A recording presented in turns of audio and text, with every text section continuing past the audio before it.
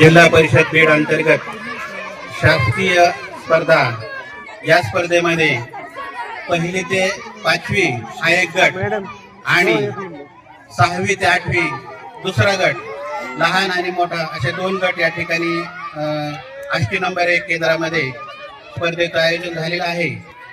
प्रत्येक केंद्रामध्ये या स्पर्धेचं आयोजन चालू आहे।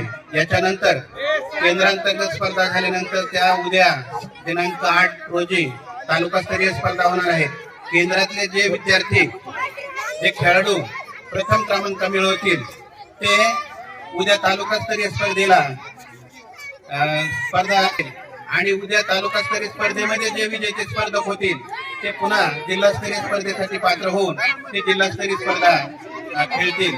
आज या ठिकाणी आष्टी नंबर 1 केंद्राच्या स्पर्धा आयोजित आहेत। त्यामध्ये 50 मीटर धावणे, 25x4 रिले, लंगडी, त्याचबरोबर batten relay, 25x4 batten relay अशा पद्धतीच्या स्पर्धा या ठिकाणी आयोजित आहेत।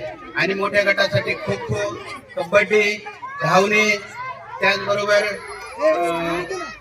बॅटन रिले अशा या स्पर्धा आज या ठिकाणी आयोजित होत आहेत, चालू आहेत। तर मी परिषदेअंतर्गत विद्यार्थ्यांच्या सर्वांगीण विकासासाठी विविध क्रीडा व सांस्कृतिक स्पर्धांचं आयोजन करण्यात आलेलं आहे। गट शिक्षणाधिकारी आदरणीय मोहनरावजी काकडे साहेब यांच्या प्रमुख मार्गदर्शनाखाली आष्टी नंबर 1 केंद्राच्या आज केंद्रस्तरीय स्पर्धा या कन्या प्रशाला आष्टीच्या मैदानावरती पार पडत आहेत।